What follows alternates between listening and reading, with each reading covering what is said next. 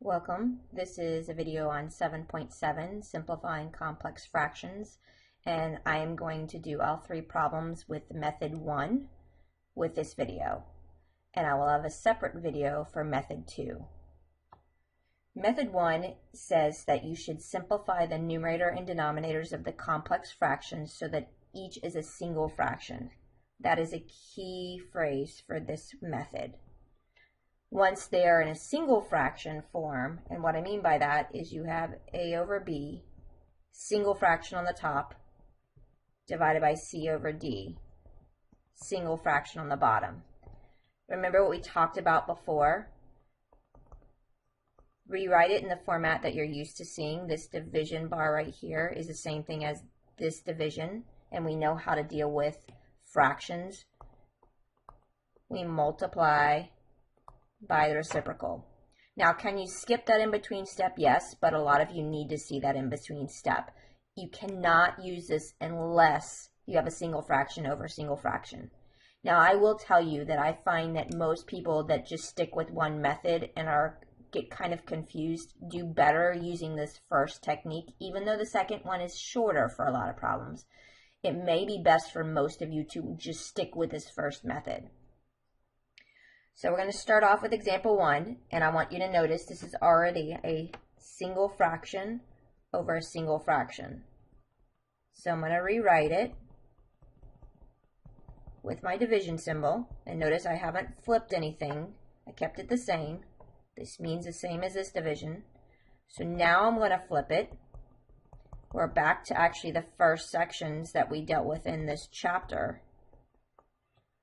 And it says now, if you factor it, you can cancel like factors once it's multiplication. So remember what I said, I put parentheses around my binomials that I cannot factor. So I have an x plus 2 and an x minus 2. Those don't cancel. But don't forget, your monomials can cancel if they have like factors. So 5 goes into 10 2 times. Be careful, it's super easy to forget something that's left, so make sure you're bringing it across the division bar. And we normally always put the monomials in the front. Double check, you do not need to multiply that out, you can leave it in factored form. Looking at number 1, I would absolutely use method 1 on that one because it already is in the form of single fraction over single fraction. Now going to number 2, number 2 is a problem that if I were doing it, I would probably use method 2. However, I've watched so many people do it wrong with method 2, so I'm going to go through right now using method 1. So that means we're going to look at just the numerator first and get a common denominator. And if we look at those two denominators, my common denominator is y squared. So I need to multiply the second fraction by y over y. So I have x over y squared plus y over y squared. Following our methods that we've gone over already in this chapter, once the denominators match, we add across the numerator and we simplify if we can. That's now done for the single fraction in the numerator. So now we're going to do the same thing here for the denominator. My LCD between these two will be x squared so that I can get them to match. Remember, that was my key phrasing when we were adding and subtracting. Now they match. We keep the denominator and we add across the numerator. Now, again, I'm going to write this just as is, y plus x, but please realize that I'm actually on the next step. I'm going to rewrite this as x plus y because it's commutative. I can change the order and then I'll have my variables in the same order. So now I have it in the correct form, single fraction, which means I can rewrite it. And again, remember, I'm going to rewrite that as x plus y over x squared. All I did was change the order there. It was commutative. I did not flip anything yet. Now I'm going to flip the second fraction and multiply by its reciprocal. Now that it's a multiplication problem, I can factor and cancel like factors. Remember to again stop and ask yourself what you have.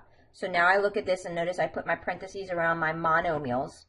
So the x plus y and the x plus y cancel. And then we're left with x squared over y squared. And that's my answer. If you're using the first method, you have to get a common denominator in the top and a common denominator in the bottom. And notice what I did. I did all of the top and then all of the bottom so that I don't start getting confused on what to do on my next step.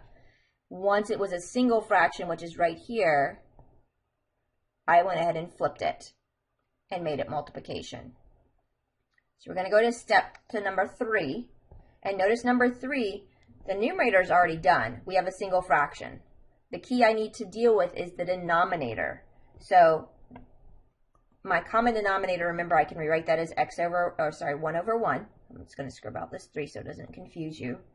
So my LCD between this denominator piece for my full denominator, I guess is what I'm trying to get across to you, is going to be an x minus 5.